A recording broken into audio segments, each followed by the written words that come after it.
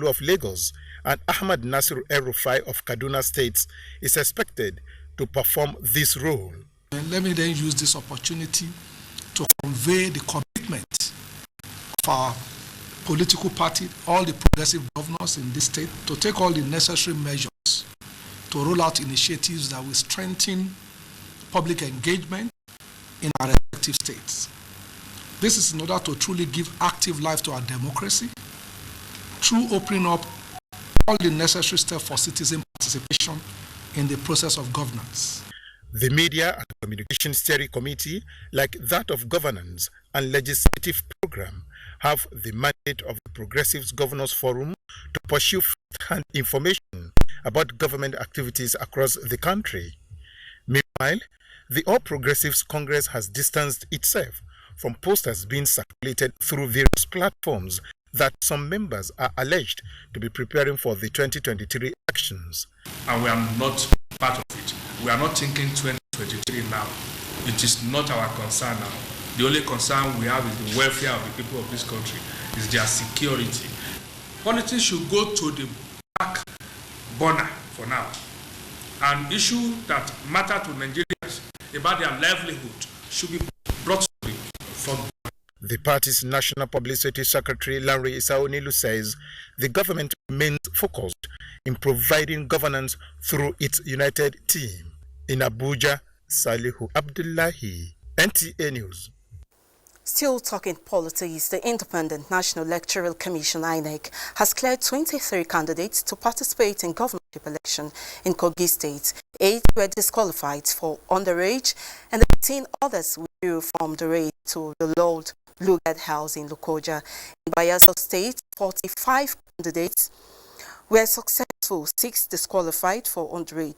A statement by the INEC National Commissioner for Information, Festus Okoye, said some of the affected parties have written to the Commission admitting their error and requesting to submit new nominees to replace the underage ones, adding that this was after the deadline for submission of nominations on September 9th, 2019, as such commission could not accept any fresh nominations. In like manner, since the parties did not submit valid nominations before the deadline, they cannot substitute the candidates on the grounds of death or voluntary withdrawal in accordance with the Electoral Act 2010 as amended, which assumes the prior existence of valid nominations. The statement adds that in compliance with Section 34 of Electoral Act 2010 as amended, the full names and addresses of all candidates standing nominated will be published in the relevant offices and on the website of the Commission on Monday, September 30th, 2019. And turning now to security matters, Kaduna State Police Command has evacuated 300 persons from an illegal rehabilitation center in Rigasa, Gabi local government area. Achari Maxwell reports that the center has been sealed.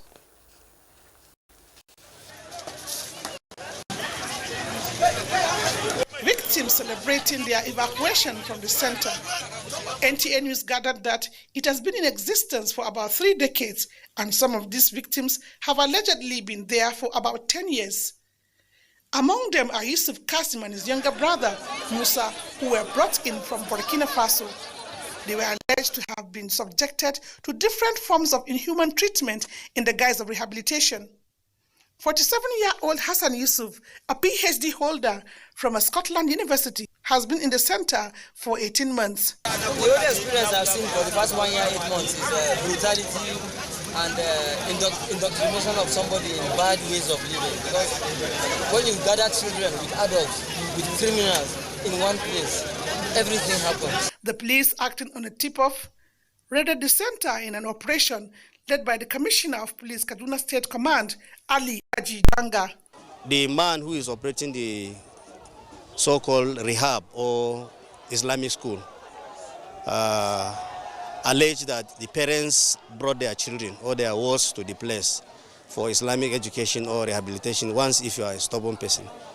But when I discovered that, when I came here personally myself, I discovered that the place does not even look like a rehab or an Islamic center.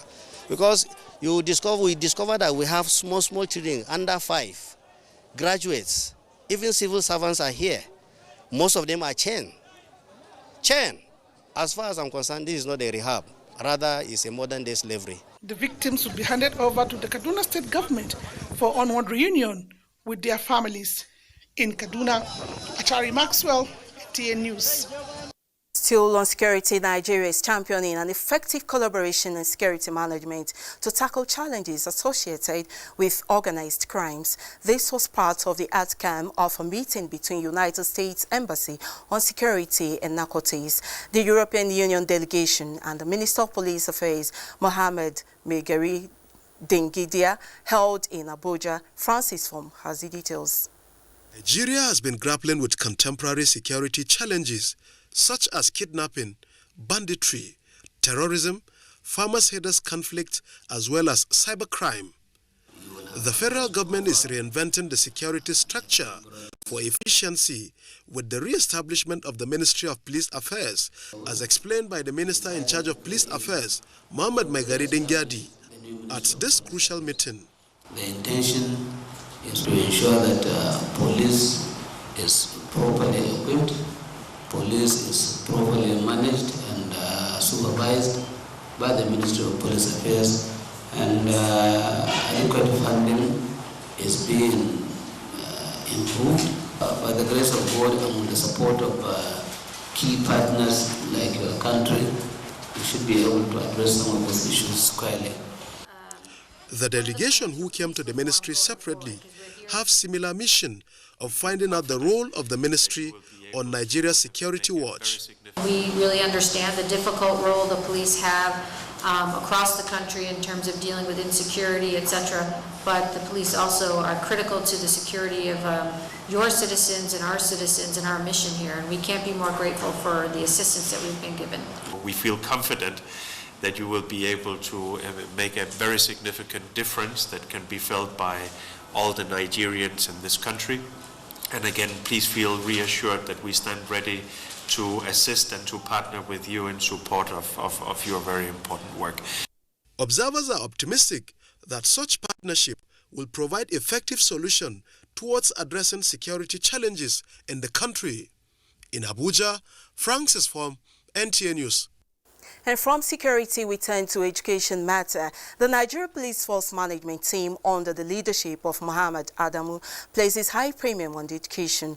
To this end, the capacity building was organized for 300 police school teachers, geared towards inculcating entrepreneurship skills for primary and secondary schools learners. Francis Fom has the reports. These are teachers of the police schools across the country. They hold the key to a better future for all.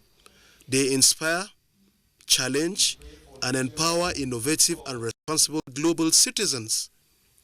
Every day, they get children into school, keep them there, and help them learn while instilling in them discipline.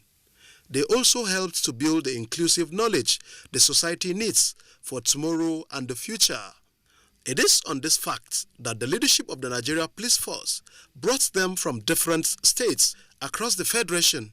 It is imperative to note that capacity building is capacity utilization. It is to that end that we appreciate the UNESCO Read and End Federation for partnering with the Nigeria Police in building our teachers' capacity with the sole aim of imparting on the learners entrepreneurship skill, which certainly is a lifelong exercise. This workshop is a train-the-trainer project to develop the capacity of our teachers on entrepreneurship skills so that they will be able to impact it on children in our schools. By the time you finish this workshop, you should be able to know whether you have learned something, you have interacted with your other police teachers, to be able to improve in your capacity to do better for the children. The workshop is on value added to the existing body of knowledge for onward delivery. In Abuja, Francis Fom, NTA News. You're watching the news on NTA International, reaching you from Abuja. Stay tuned for more news after the break. Hey, you! And are you how they talk to? I sabi you now. It's in your mind, Abi. person with them go help us. Baba Toros and Shangalo, Oga Legova, Mr. Sabi. And you know if we carry last for this one. A spear into the top corner.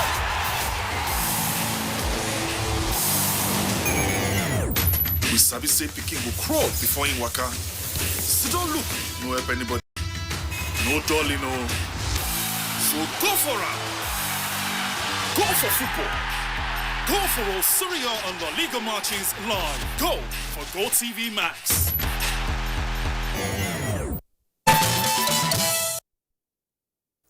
Many thanks for staying with us. The federal government of Nigeria has secured a leave to appeal against the award and the stay of enforcement of the UK Commercial Court judgment in favor of Process and Industrial Development Limited to seize $9.6 billion Nigeria's asset. Anthony Fossen tells us more. The original decision on August 16 converted an arbitration award held by P&ID is to a legal judgment permitting the British Virgin Island-based firm to seize Nigeria's international assets.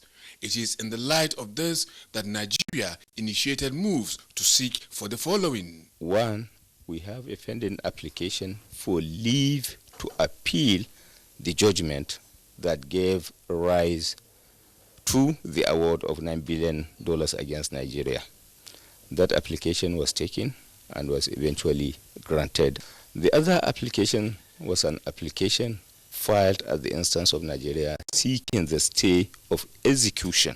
Lawyers representing Nigeria said that the judgment was flawed primarily due to its acceptance that England was the proper seat of the arbitration, pointing out that the courts, not the arbitration tribunal, should determine the case, and that the August ruling ignored Nigeria's successful application to have the award set aside by the Federal High Court in Lagos.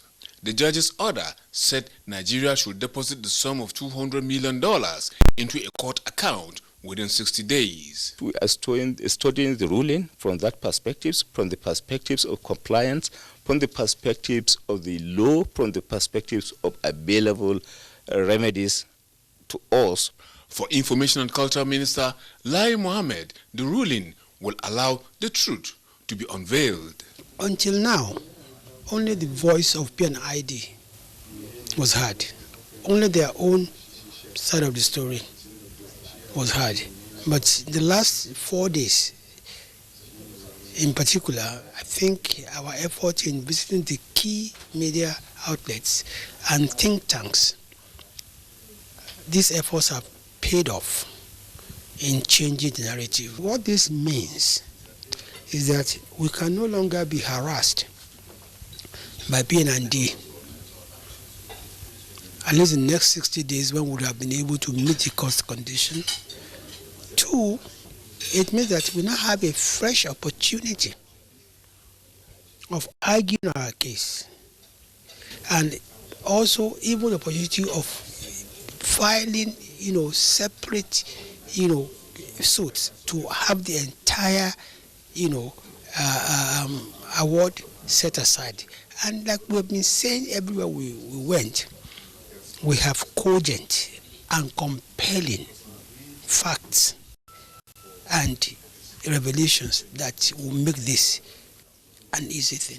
The federal government has strongly viewed with serious concerns the underhanded manner by which the negotiation, signing and formation of the contract was carried out by people it described as having vested interest in the past administration, which believes was in connivance with their local and international conspirators.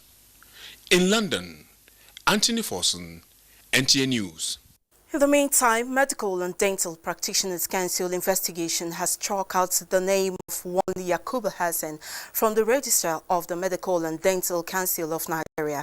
The chairman of the tribunal, Professor Abba Waziri Hassan, gave this verdict during the sitting in Abuja. Omenka Marachku tells us more. The accused, Yakubu Hassan Koji, who used to be a medical practitioner, faced a 12-count charge in which one Issa Heman, a patient under his care, which he was found guilty and lack of care in line with medical ethics in Nigeria. The respondent failed to conduct his medical duty in accordance with the standard decorum and by method adjudged acceptable and appropriate in generality of the registered members of the medical profession in the treatment of the said patient. The tribunal sentenced the culprit for his negligence, which led to the death of the patient. Before removing the mass, I was not sure whether it was a kidney. After removing the mass, it appeared as an organ, like a kidney. Yes, I examined the mass before removing it. There was a suggestion that I should do an IVU to be able to locate where the kidney is, but I did not do IVU.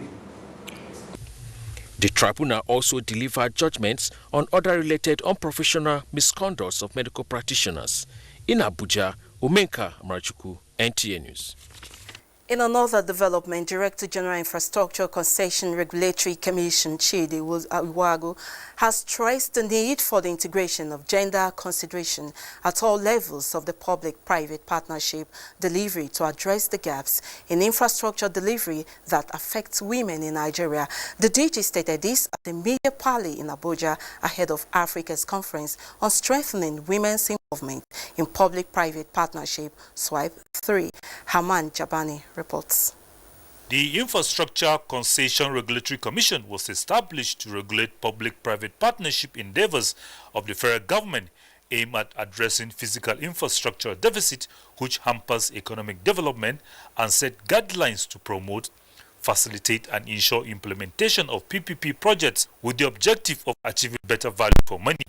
The Commission is advocating for the involvement of women in public-private partnership, which will ensure that projects are designed to guarantee women equal access to service and equip local women with skills, experience and tools to participate in decision-making and governance. Ahead of its Africa's first conference on strengthening women's involvement in PPP, SWIPE 3 is parleying with the media.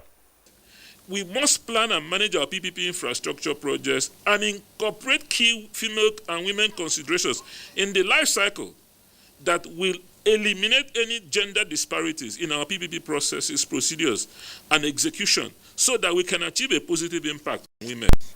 Chidi Uzuma Sr. informed that the conference is aimed at changing the way PPP infrastructures in Nigeria are being developed, designed, procured, operate and monitor towards delivering responsive public-private partnership that will integrate the sustainable development goals. Hamman Jabani, NTA News. Away from that, Buhari Youth Organization has promised to institutionalize the political activities of President Muhammad Buhari and imbibe his administration's legacy. Members of the group have challenged all political office holders, particularly members of APC, to explore leadership opportunities and serve the country in line with the core principles of the next level agenda, which is total service to humanity. Buhari Youth Organization has expressed commitment to support the propagation of ongoing positive transformation across key sectors, especially on security, economy, and prudent financial management. The ideologies and principles of President Muhammadu Buhari that we want to sustain beyond 2023, because there is no way you can have a country with bad leadership and you expect that country to move forward. So President Muhammadu Buhari is one of the best things that happens to this country, Nigeria. Because in everything he's doing now, he's carrying the youth along. And very soon, you will see a lot of things that the president has prepared for the Nigerian youth. He always think the best for Nigeria. He always pray for the best for Nigeria. In the meantime, President Muhammad Buhari has joined family members, friends and professional colleagues of the lawyer and son of Chief Obafemi Awolowo's family in celebrating Segun Awolowo, Executive Director of the Nigerian Export Promotion Council, NAPC, on his 56th birthday. In a message, President Buhari noted that Segun Awolowo has demonstrated the same patriotic interest in humanity and nation building like his grandfather by serving 4 presidents consistently. The president, while praying for strength and wisdom for Segun Awolowo, calls for more commitment and dedication to public service, assuring him that posterity will remember his sacrifices and loyalty to the nation. And moving on now, closure of land border, federal government gets support of Nigerian farmers, saying it will tackle activities of smugglers, and the African Development Bank has set aside $12.5 billion to support the continent's efforts to mitigate climate change. Details of these and more with Musa Babaliu. Rice Processors Association of Nigeria has commended the federal government's decision to close the nation's land border towards checking the activities of smugglers. The association alleged that there was an attempt to bring in foreign parboiled rice worth billions of naira from a neighboring country without success due to the federal government's decision. From January to date, over 1 million metric ton of rice was brought into Benin from Thailand and India, mostly. The value in dollar terms is over 400 million, and in naira terms,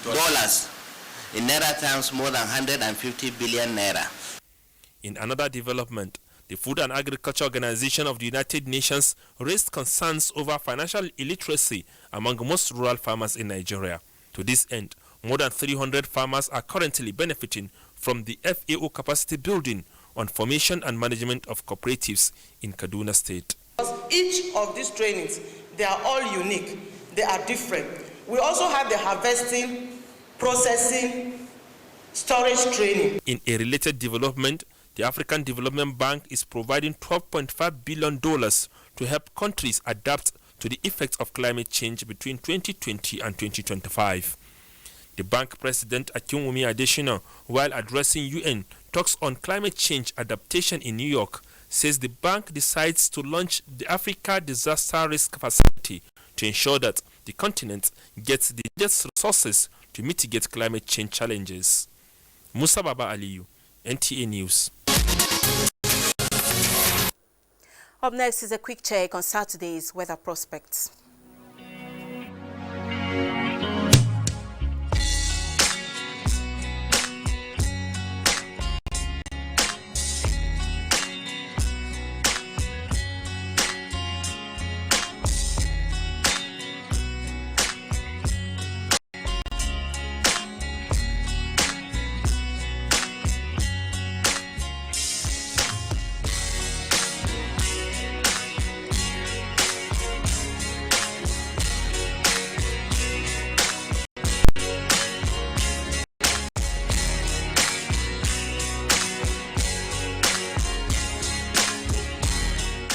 The weather report wraps up this news package. I'm Obiageli Ugweke. Thanks for your time.